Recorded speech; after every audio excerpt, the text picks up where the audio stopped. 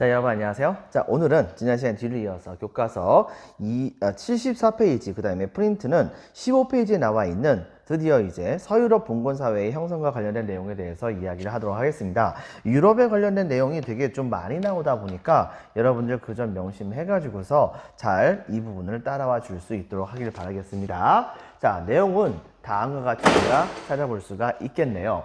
자, 먼저 첫 번째 한번 보도록 하겠습니다. 게르만족의 대이동. 즉, 여러분들 알다시피 로마 제국은 동쪽과 서쪽의 로마 제국으로 갈려지게 됩니다. 테오도시우스 1세 황제 때에 드디어 로마 제국은 양쪽 갈려져 가지고서 운영되는 모습을 보여주게 됐던 것이죠. 자, 그렇지만은 동방은 상대적으로 좀 잘 됐었던 데 비해서 서방 지역의 경우에는 상대적으로 좀 잘 안 됐었던 그런 측면이 있었어요. 자, 실제로 대략적으로 나온다고 했을 때 이때 당시에 유럽은, 자, 이쪽에는 이제 이집트까지 포함을 하는 겁니다. 이쪽 지역은 동로마, 이쪽 지역은 소로마 지역이 있었었는데, 당시에 이 유럽의 북부 지역엔 누가 있었었냐면 게르만족이라고 하는 민족이 있었습니다. 이때 당시 게르만족을 처음 봤었던 이 로마 제국의 사람들은 그 사람들의 모습이 되게 좀 예뻤거든요. 그래가지고서 하늘에서부터 천사가 내려온 것이 아닌가, 뭐 이렇게 생각을 할 정도로 이 게르만족들을 바라봤었다고 하죠. 하지만 그들은 알고 봤더니 전부 다 야만인이었던 겁니다. 자, 그렇게 해가지고서 이들은 이때 당시에 이 게르만족들을 로마인들의 그런 주변에 있는 그런 민족 중에 하나로서 인식을 하는 모습을 보여줬었는데요. 혹시 여러분 기억날까요? 당시에 한나라 시대 때에 한 무제가 정말 미친 듯이 이들을 제거하기 위해서 노력을 했었습니다. 그 민족의 이름은 어디입니까? 바로 흉노족이었었죠. 근데 그 흉노족이 한나라에 쫓겨가지고서 서쪽으로 이동을 하다가 그러다가 그들이 드디어 만나게 됐었던 민족이 있었습니다. 그들이 바로 게르만족이었던 것입니다. 당시에 이 게르만족들의 경우에는 이쪽 근처에 전부 다 살고 있었었는데, 근데 갑자기 흉노족이 이쪽을 침공하게 되자 이쪽에서 더 이상 살지 못하겠다 생각했었던 이 게르만족들이 대거 동로마도 포함하고 서로마까지 계속해서 딱 들어오는 모습을 보여줬었어요. 동로마 같은 경우에 그런데 약간 좀 방비가 단단했었던 것도 있고 해서, 특히 훈족의 군대가 이쪽 근처까지, 위쪽 근처까지 오게 되면서 이때 당시에 게르만족들은 서로마 제국의 영토 안으로 되게 많이 들어가는 모습을 보여줬었습니다. 그런데 문제가 뭐가 있었느냐? 이 서로마 제국은 이미 누가 뭐라고 건드리지 않는다고 하더라도 국가의 운이 다 했었습니다. 조금씩 망해가고 있는 그런 상황이었어요. 그런데 난데없이 밑도 끝도 없이 엄청나게 많은 숫자에 해당되는 게르만족들이 서로마 제국의 안으로 들어오게 된 거예요. 그러다 보니까 이때 당시에 바로 이 서로마 제국은 처음에는 그들을 웬만하면 고용하고 그 다음에 그들을 자기의 군대로 쓰려고 하는 모습도 보여줬었죠. 하지만 감당이 안 되는 겁니다. 왜? 너무 많이 들어오니까. 결과적으로 이 뒤집어 생각한다고 한다면 게르만족의 입장에서는 훈족의 공격을 피해서 서로마 제국 안까지 들어와서 피난해서 살고 있는데, 서로마 제국이 우리가 여기로 들어왔으니까 우리를 나름대로 좀 관리를 해주겠지라고 생각을 했는데, 너무 많이 들어와 가지고서 이들에 대해서 통제를 전혀 못하고 있는 거예요. 그러다 보니까 뭐야 이거 세계제국이라고 하는 로마 제국 우리 자체를 그다지 통제도 하지도 않아? 라고 생각하면서 이렇게 할 바에는 우리들끼리 서로 한번 국가 같은 걸 만들어 보자 해가지고서 서로마 제국이 있는데 그 안에다가 나라를 세워버립니다. 여러분들, 자, 이렇게 해가지고서 서로마는 말 그대로 뒤죽박죽의 세상이 돼버리다가 최종적으로는 바로 게르만족 출신에 해당되었던 용동대장 오도아케르라고 하는 사람에 의해서 멸망을 당하게 되는 모습을 보여주게 됩니다. 그러면서 이 서로마 제국의 안에는 굉장히 많은 숫자에 대한 엄청나게 많은 게르만족의 국가들이 등장을 했었죠. 근데 여기에서 우리는 그 대부분의 국가들을 굳이 언급하지 않을 것입니다. 근데 딱 하나 언급할 거예요. 거기는 바로 어디냐면, 결과적으로는 이 게르만족의 국가들 중에서 끝까지 살아남았었던 나라, 바로 이 프랑크 왕국에 대해서 이야기를 할 예정입니다. 다른 게르만족들 국가들은 금방금방 망했었거든요. 때로는 로마 제국에게, 또 때로는 훈족에게, 혹은 자기네들끼리 싸우다가. 자, 이랬었는데 이 프랑크 왕국 같은 경우에는 상대적으로 그다지 그렇게 금방 망하진 않았어요. 왜냐면 다른 바로 이 게르만족의 경우에는 그들의 원래 원거주지가 굉장히 좀 멀었었어요. 이런 쪽이라든가 같은 곳이었기 때문에 동고트 쪽이라든가 서고트 쪽과 같은 게르만족 같은 경우에는 막 이동을 엄청나게 많이 해나가는 겁니다. 많이 해나가가지고서 다른 곳에 나가가지고서 거기서 나라를 세우는데 문제는 뭐냐?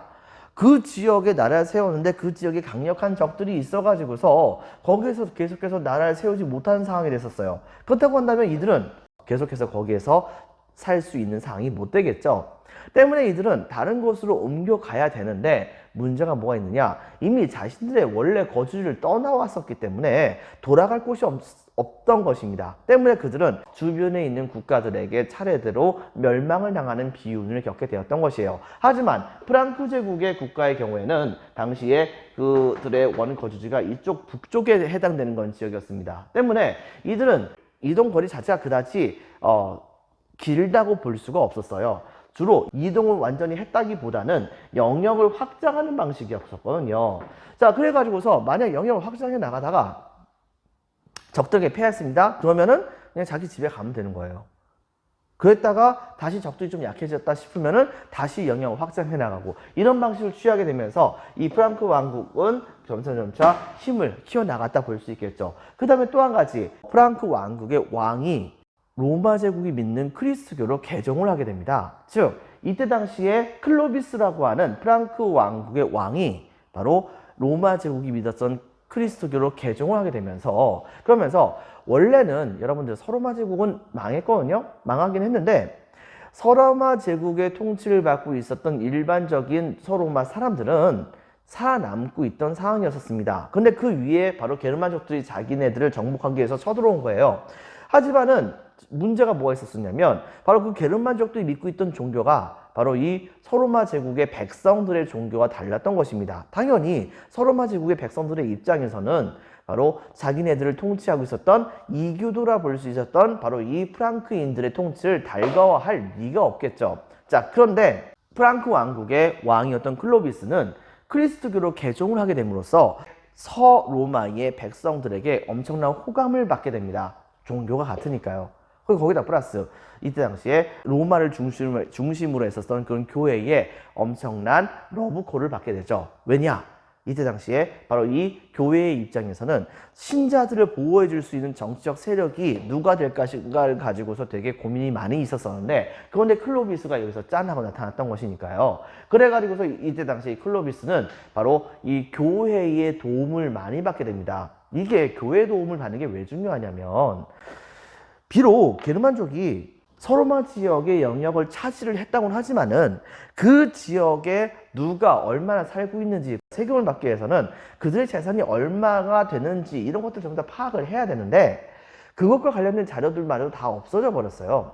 자, 이렇기 때문에 바로 특정 지역을 점령했다고 하더라도 세금도 제대로 걷지 못하고 비용만 나가는 그런 암울한 상황이었었는데 당시에 교회는 말이죠. 신자들에게 11조라고 하는 전체 자신의 수입의 10분의 1에 해당되는 세금을 교회에 갖다 바치는 제도를 실시를 했었습니다. 자, 당연히 그렇게 하다 보니까 신자들이 냈었던 바로 이 헌금을 기준으로 해서 그 신자들의 재산이 얼마나 되는지 알 수 있겠죠. 거기다 또 한 가지 바로 이 교회는 신자들의 명단을 갖고 있습니다. 그 사람들의 집 주소도 알고 있어요. 그러다 보니까 이 클로비스가 교회의 협조만 받았다고 한다면 바로 이 교회에 바로 그 지역에 살고 있는 서로마인들의 백성들의 재산이 얼마가 있는지 누가 살고 있는지 이런 건 전부 다 파악이 가능했던 겁니다. 바로 그거에 근거해 가지고서 세금을 거둘 수가 있었던 거예요. 교회 입장에서는 바로 신자들을 보호할 수 있는 정치 세력을 얻어서 좋고 그 다음에 프랑크 왕국의 입장에서는 바로 세금을 거둘 수 있는 자료를 교회에게서부터 받을 수 있어서 좋고 일석이조의 효과가 있다 볼 수 있겠죠. 자, 그래가지고 이때 당시에 클로비스의 그리스도교의 그런 개종은 거의 신의 한 수격인 그런 모습을 보였다 볼 수 있습니다. 바로 이 클로비스가 프랑크 왕국의 첫 번째 왕조라 볼 수 있었던 메로빙거 왕조라고 하는 왕조를 개창했다고 합니다. 하지만 당시에 이슬람 세력이 점차 힘을 키우고 있었던 것이에요. 그들은 계속해서 힘을 확장해가지고서 나중에는 이쪽 불로 튀어나온 여기 있죠. 여기가 바로 지금 현재 우리가 알고 있는 이베리아 반도, 즉 스페인과 포르투갈이 있는 곳인데 이 이베리아 반도가 있는 곳으로 쳐들어갑니다. 쳐들어가서 여기까지 점령을 했어요. 점령을 했는데 이들이 이 점령한 것을 넘어서 유럽의 본토까지 들어오려고 하는, 즉 지금 현재 우리가 알고 있는 프랑스 지역까지 쳐들어오려고 하는 모습을 보여줬던 것이에요. 자, 그런데 여기에서 대대손손 바로 이 메로빙고 왕조의 궁제라고 하는 국무총리에 해당되는 역할을 계속해서 세습해서 차지하고 있었던 유력한 가문의 바로 용사, 바로 카를루스 마르텔이라고 하는 사람이 자기를 따르는 그런 사람들과 같이 힘을 합쳐가지고서 바로 유럽으로 프랑스 지역으로 쳐들어오고 있었던 이 이슬람의 세력과 싸움을 벌여가지고서 최종적으로 승리를 하는 모습을 보여주게 됩니다.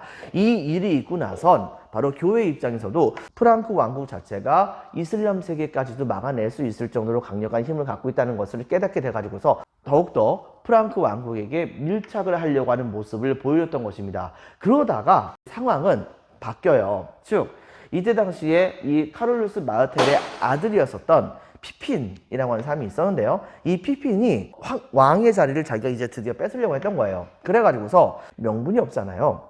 그래가지고 어떻게 할까 고민하다가 당시 메로빙고 왕조의 강력한 협조자라 볼 수 있었던 이 교회에게 편지를 보냅니다. 뭐라고 편지 보내냐면, 실권이 없는 왕이 진정한 왕인가, 실권이 있는 신하가 진정한 왕이라 볼 수 있는 것인가, 이렇게 얘기했던 겁니다. 근데 상황을 딱 봤을 때 교회 쪽에서도 눈치가 잘 돌아갑니다. 즉 실질적인 실권자는 바로 이 피핀이라고 하는 사람을 알고 있었던 거예요. 자, 그래가지고서 이때 당시에 교회 쪽에서는 바로 실권이 있는 신하가 진정한 왕이라고 얘기를 해주죠. 바로 그 말에 힘을 얻어가지고서 피핀은 메로빙고 왕조를 무너뜨리고 카롤링거 왕조라고 하는 왕조를 이때 당시에 만들게 됩니다.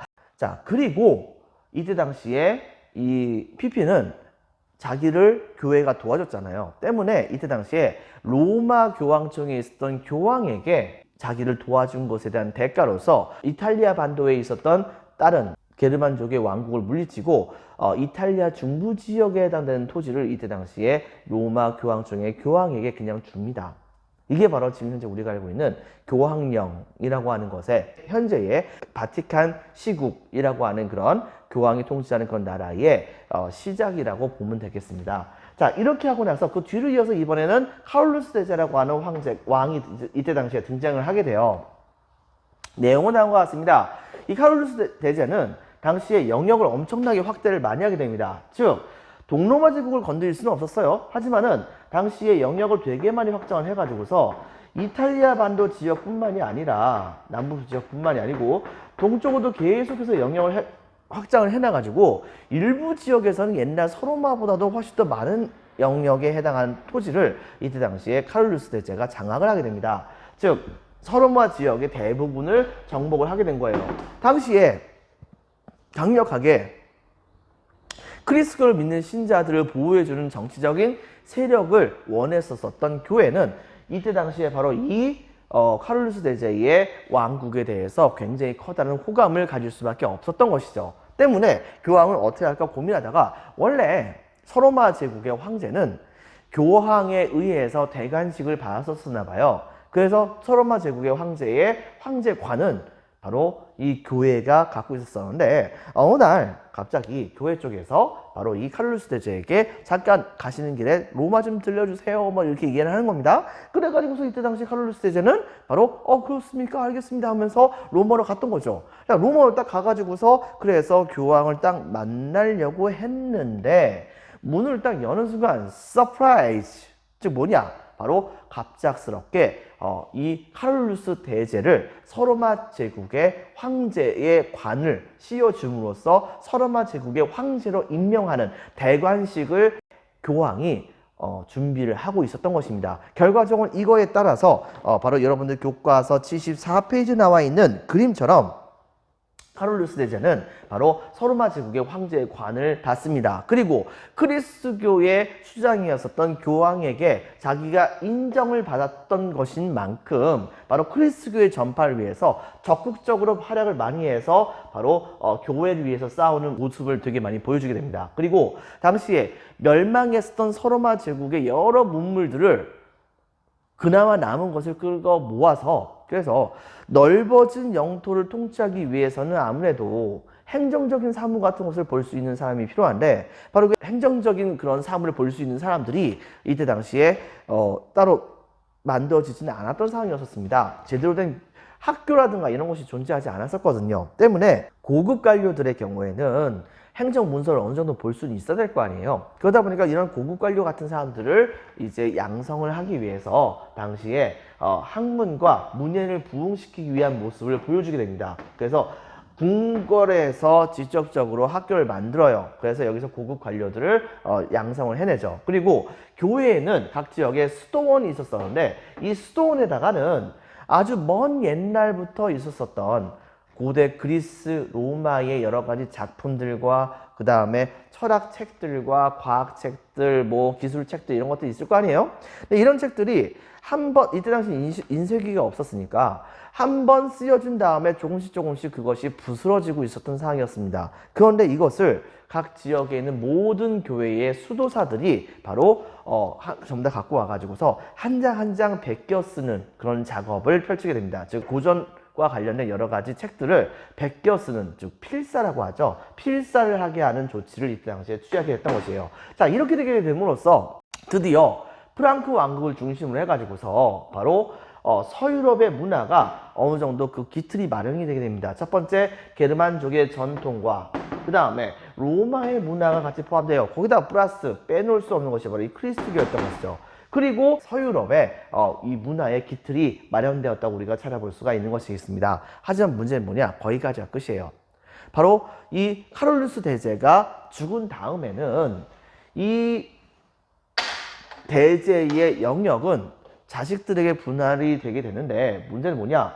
중프랑크와 그 다음에 동프랑크와 서프랑크 이렇게 나눠지게 됐었는데요. 당시에 가운데 부분을 갖고 있었던 중프랑크의 왕이 전체 프랑크 제국의 가장 강력한 왕으로서 인정이 되었었던 것인데 문제는 중프랑크를 받았었던 첫 번째 아들이 갑작스럽게 죽게 됩니다. 문제는 자손이 없었어요. 그러다 보니까 당시에 동쪽과 서쪽의 프랑크를 장악을 하고 있었던 이 각 지역의 왕들이 중프랑크 지역을 야금야금 먹으려고 하게 되면서 그것의 결과 중프랑크 지역은 이탈리아 반도 지역만 빼놓고 사라지게 되고 당시에 베르린 조약과 메르센 조약이라는 조약을 통해 가지고서 이렇게 갈라지게 되는 모습을 우리가 찾아볼 수가 있겠습니다. 자, 그래 가지고서 여기 보이다시피 바로 이 베르린 조약과 메르센 조약을 통해 가지고서 동프랑크와 중프랑크와 서프랑크로 분열이 되게 되는데 이것이 바로 지금 현재 우리가 알고 있는 남쪽에 여기 튀어나오는 이 장화, 이것이 바로 지금 현재의 이탈리아를 보면 되겠고 이쪽 부분이 바로 현재의 대체로 봤을 때 프랑스에 해당되는 부분, 나머지 이 동쪽 지역에 해당되는 동프랑크 지역의 경우에는 현재의 독일에 해당되는 부분이다 라고 하는 것을 우리가 찾아볼 수가 있겠습니다. 자, 이런 점을 같이 기억을 해주세요. 자, 먼저 보겠습니다. 자, 먼저 1번 게르만족의 이동에서는 동감 1번 유럽 북부 지역에서 농경 및 목축과 수렵을 하던 민족, 밑줄 쫙 칩니다. 동남 2번 4세기 말 무슨 족의 압박이 있었습니까? 바로 훈족. 자, 훈족의 압박으로 서로마 제국 영토로 대대적으로 이동하게 됐다. 자, 동남이 3번 곳곳에 많은 왕국을 세웁니다. 그 결과 맨 마지막에 게르만족 용병대장이었던 오도아케르라는 사람에 의해서 빈칸을 적겠습니다. 서로마. 자, 밑줄 치겠습니다. 서로마 멸망. 연도 같은 거 외울 필요는 없어요, 여러분들.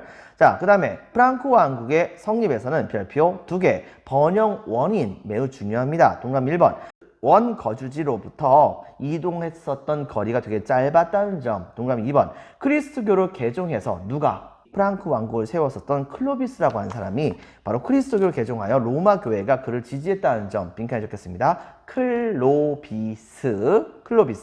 자, 동그라미 3번 8세기 초에 이슬람의 침입을 방어하게 됩니다. 바로 카를루스 마르텔이라고 하는 사람에 의해서. 그리고 카를루스 마르텔의 아들이 쿠데타를 일으켜가지고서 메르베우스 왕조, 즉 메로빙거 왕조를 무너뜨리고 카롤루스 왕조를 만들게 됩니다. 혹은 카롤링거 왕조를 만들게 됩니다. 바로 그 피핀이라고 하는 사람의 아들이었던 사람이 바로 카롤루스 대제라고 하는 사람이죠. 매우 중요한 사람입니다. 별표 2개.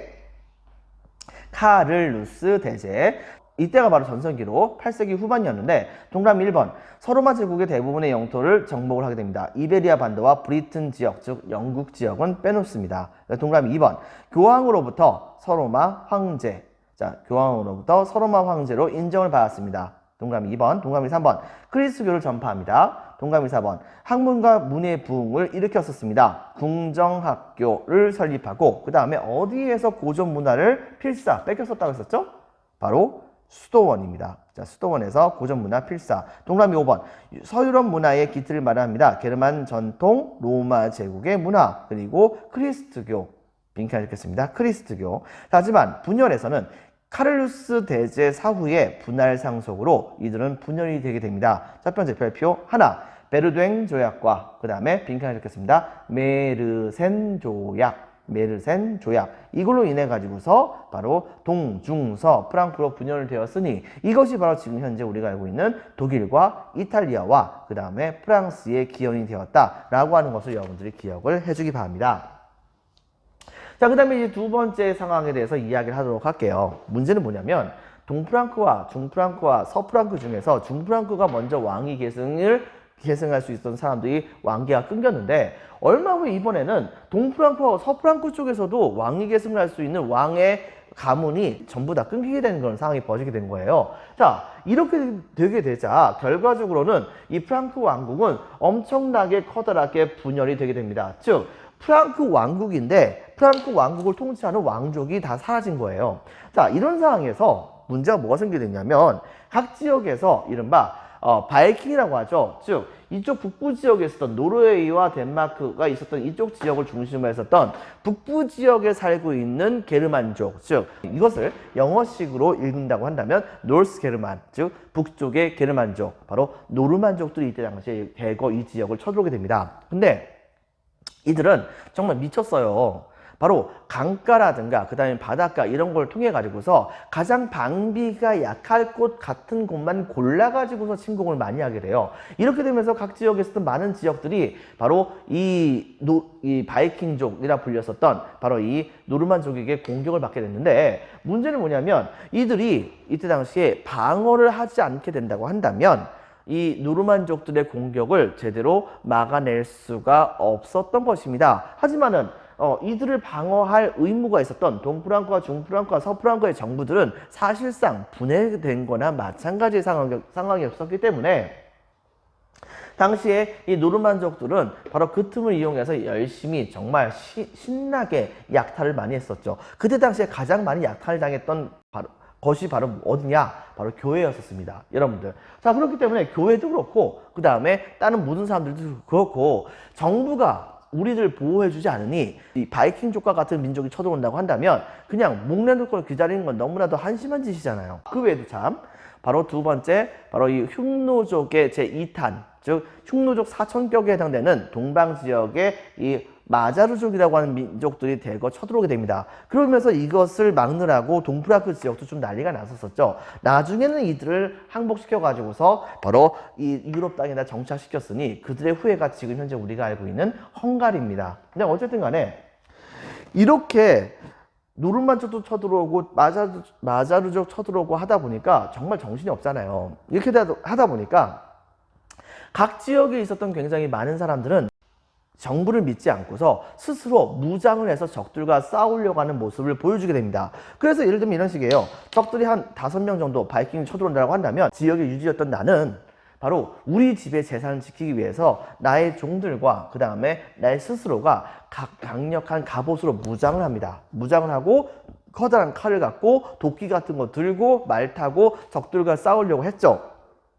문제가 뭐냐면 한 5명이나 10명 혹은 한 20명 정도 쳐들어오는 적들을 성곽에 의지해서 싸워서 물리칠 수는 있을지 모르겠어요. 그런데 한 100명 쳐들어온다면 10명 정도가 충분히 그걸 막을 수가 있을까요? 당연히 불가능하겠죠. 거기다가 교회 같은 경우에는 싸우는 것 자체를 아예 하지 못하지 않습니까? 그러니까 맨날 털리죠.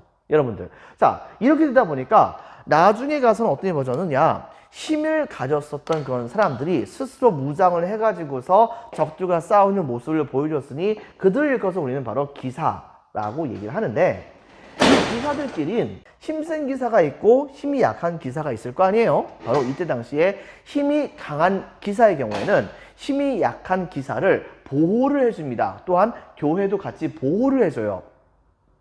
그리고 이 보호를 해주는 것에 대한 대가로서 주군과 그 다음에 봉신이라고 하는 관계를 맺게 됩니다. 이때 당시 이렇게 맺어졌던 이 관계를 일컬어서 우리는 뭐라고 보냐면 바로 주종관계라고 얘기합니다. 자, 주종관계는 내용은 다음과 같습니다. 먼저 토지를 자기보다 약한 기사에게 주는 사람, 이 사람을 일컬어서 우리는 주군이라고 얘기를 해요. 그 다음에 그 토지를 주군에게서부터 받은 사람을 바로 봉신이라고 합니다. 그리고 이들 간의 관계는 바로 봉토, 즉 토지를 받은 토지, 여기서 받은 토지는 곧 장원을 의미합니다. 바로 이 받은 토지와 그 다음에 또 한 가지 이것을 받은 것에 대한 대가로 충성을 하겠다라고 하는 맹세, 이걸 매개로 해가지고서 이 주종관계라고 하는 것이 맺어지게 됐던 것이거든요.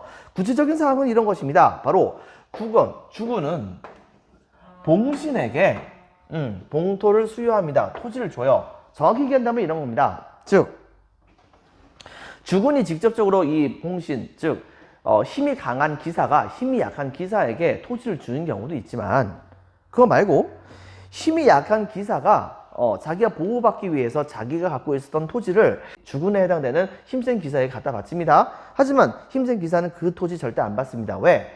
굳이 내가 이런 토지 받아서 뭐 됐으냐, 그러니까 네가 그냥 가져 라고 하면서 은혜롭게 돌려줘요. 이렇게 은혜롭게 돌려줬던 그런 이 토지를 일컬어서 우리는 뭐라고 부르냐면 은대지라고 얘기를 하는데요. 굳이 알 필요는 없습니다. 자, 그런데 이제 문제는 뭐냐면 당시에 주군은 토지를 주거나 혹은 봉신이 갖다 바친 토지를 다시 돌려주거나 해가지고서 그래가지고서 봉신과 같이 주종 관계를 맺게 되는데, 즉 주군은 그런 방식으로 해서 봉토를 수여를 하고 그 다음에 적들이 쳐들어오게 된다고 한다면 바로 외적의 침입에 시달리고 있었던 봉신을 보호를 해줍니다. 보호를 해줘요. 자, 군사적 보호 같은 걸 해줍니다. 그러면 바로 이것을 여러분 알다시피 세상에서는 공짜라는 게 존재하지 않지 않습니까? 굳이 공짜라고 하는 것이 반드시 존재한다고 한다면 그것은 뭐 어머님의 사랑? 뭐 이런 정도? 문제는 당연히 봉신도 이 주군에게서부터 토지도 받고 군사적 보호를 받는데 당연히 봉신도 주군을 위해서 뭔가를 해야 되는 것이 있겠죠. 그것은 바로 뭐냐? 바로 군사적으로 봉사를 하는 것입니다. 즉 주군이 군대가 필요하다라고 한다면은 자기가 데리고 있는 군대를 데리고서 바로 주군이 싸우러 나가는 전쟁터에 같이 참여를 해야 될 의무가 있어요. 여러분들, 그것을 어떻게 본다고 한다면 일종의 군역이라고도 얘기를 할 수 있겠죠.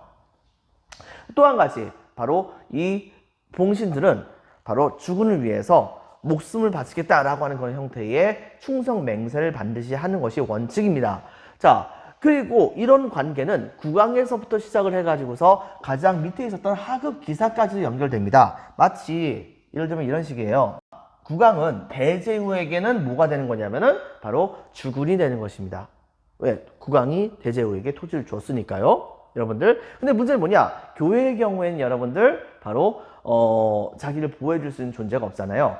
그래가지고서 가장 강력한 세력에게 바로 교회의 토지를 갖다 바치는 모습을 보여줍니다. 그러면서 바이킹이라든가 마자르족과 같은 그런 이민족의 공격에서부터 자기네들을 보호해달라고요. 그렇다고 한다면 바로 왕의 경우에는 혹은 대제후 뭐 이런 사람들의 경우에는 바로 어떻게 했냐면은 이런 교회 세력들에게 바로 이 갖다 바쳤던 토지를 은혜롭게 돌려줍니다. 대신에 왕이 어떤 지역을 공격하겠다라고 얘기한다고 한다면 대주교나 수도원장이라든가 그 다음에 주교와 같은 사람들도 바로 왕을 위해서 군대를 내야 되는 것이 원칙이었었어요. 하지만은 이들의 경우에는 성직자인데 싸울 수는 없지 않습니까? 때문에 좀 예외적으로 군대로 참가하는 것 대신에 전쟁 자금 같은 것을 돈으로 줬다고 합니다. 자, 어쨌든 간에 바로 이번엔 대제후와 제후와의 관계에서는 누가 주군이겠습니까? 당연히 대제후가 주군이고 제후가 바로 봉신이겠죠. 그 다음에 제후와 기사 간에서는 바로 제후가 주군이고 기사가 봉신입니다. 선생님이 이렇게 제후, 주교 이렇게 쓰긴 했었지만 대제후 바로 직속의 기사도 있습니다. 또 하나 왕 직속의 기사도 있어요. 여러분들, 결과적으로 이 공군제는 흰삼 사람을 중심으로 해가지고서 많은 사람들이 덕지덕지 달라붙은 그런 형태의 피라미드 형태의 바로 통치 제도라 볼 수 있겠습니다. 그리고 제일 중요한 것은 각 지역에 바로 봉신으로 임명됐던 사람들의 경우에는 비록 그 토지를 주군에게 받기는 했었지만은 자기가 받게 된 그 토지 안에서는 왕과 같은 존재로서 통치를 해나가는 모습을 보여주게 됩니다. 즉 이때 당시에 상위에 해당됐었던 주군 같은 사람이 바로 자기가 줬었던 토지에 나쁜 일이 생긴다고 한다면 그 일은 그렇게 하면 안 돼 라고 간섭을 할 수가 없었어요. 바로 이런 간섭을 받지 않을 권리를 바로 이 봉신이 갖고 있었는데요. 이 권리를 일컬어서 우리는 뭐라고 보냐면 들어오지 않게 할 수 있는 권리, 즉 불입권이라고 한다는 것을 여러분 같이 기억을 해주기 바랍니다. 어쨌든 간에 이 관계는 어느 한쪽이 계약을 깬다고 한다면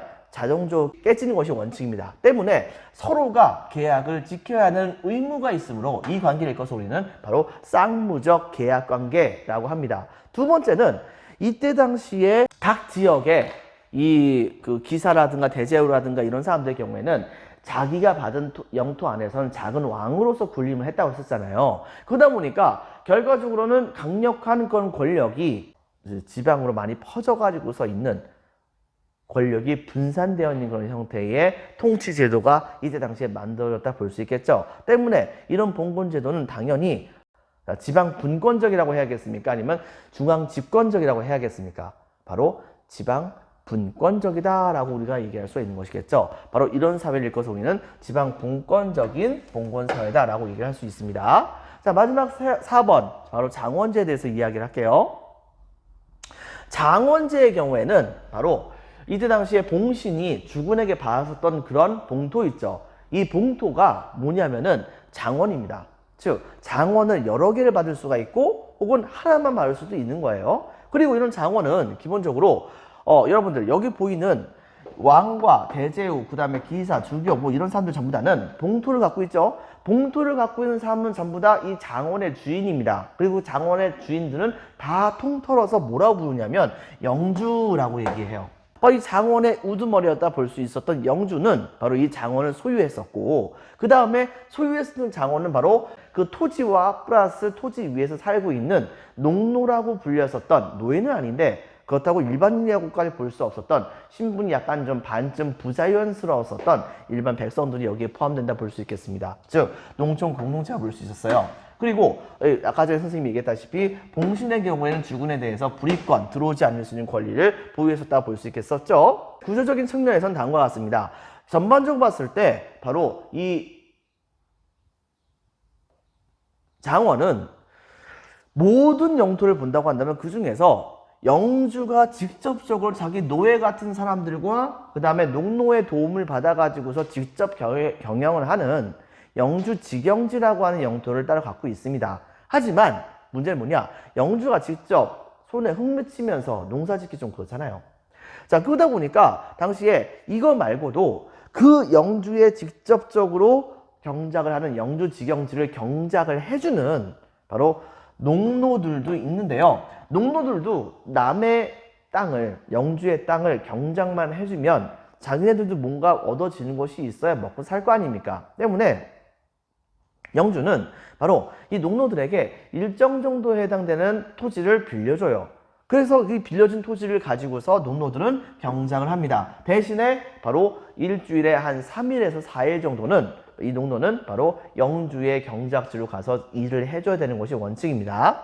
자, 그래서 농노는 자기 토지를 빌린 것에 대한 대가로서 영주의 직영지에 가서 일주일에 3일이나 4일 동안 가서 일을 해줬었고요. 그 다음에 이 장원 안에서는 바로 장원 관리인이나 혹은 영주가 머물고 있는 바로 성이 존재합니다. 그리고 그뿐만 아니라 농노들이 같이 머물고 있는 농노들의 집, 즉 농노들의 마을이 이 당시 존재했고요. 바로 이 사람들이 중심이 돼가지고서 열심히 하늘에 계신 그분을 믿는 집이라 볼 수 있었던 바로 이 교회가 항상 있는 것이 원칙입니다. 근데 제일 중요한 것 중에 하나는 이 농노들은 절대 이 영주의 영토 안에서는 자기들의 이익을 추구하기 위해서 어떤 형태로든 간에 바로 각종 시설 같은 걸 절대 만들 수가 없어요. 만드는 것이 금지가 되어 있습니다. 즉 거기에 살고 있는 모든 농노들은 바로 영주에 독점적으로 보유하고 있는 시설들을 반드시 이용을 해야 됩니다. 만약에 다른 시설들을 만들잖아요. 그렇다고 한다면 영주는 바로 그런 시설들을 전부 다 없애버릴 수 있는 권한이 있었던 것입니다. 왜? 바로 그 땅이 영주의 영토이기 때문이죠. 자, 그렇기 때문에 이렇게 영주 독점 시설 같은 것이 있다는 것을 다시 기억을 해주고요.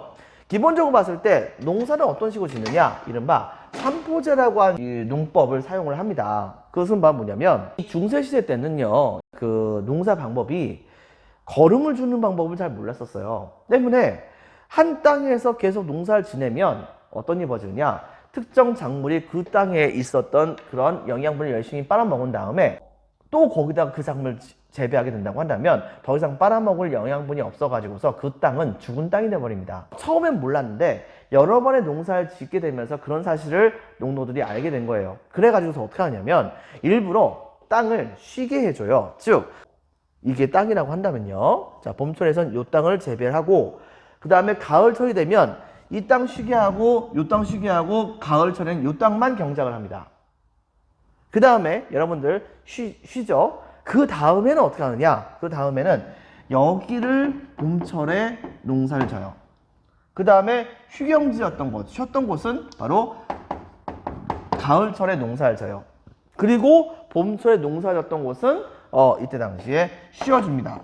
이렇게 돌아가면서 봄과 가을에 걸쳐 가지고서 돌아가면서 농사를 짓는 제도, 이걸 일컬어서 우리는 바로 삼포제라고 합니다. 왜? 쉬는 것이 무슨 토지의 기운을 이제 상승시키게 되느냐? 그것은 뭐냐면 토지를 쉬게 하는 동안에 거기에서 각종 여러 가지 잡풀 같은 것이 많이 자랄 거 아니에요.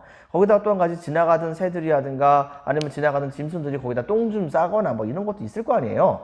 자, 이렇게 되다 보니까 자연스럽게 거기에 바로 자연 속에서 토지의 기운이 회복이 되게 된단 말입니다. 바로 그것을 이용하기 위해서 이렇게 삼포제라고 하는 춘경지와 추경지와 휴경지로 이루어지는 돌아가면서 농사를 짓는 이런 제도가 이때 당시에 만들어지게 되었다는 것을 같이 기억을 해주기 바랍니다.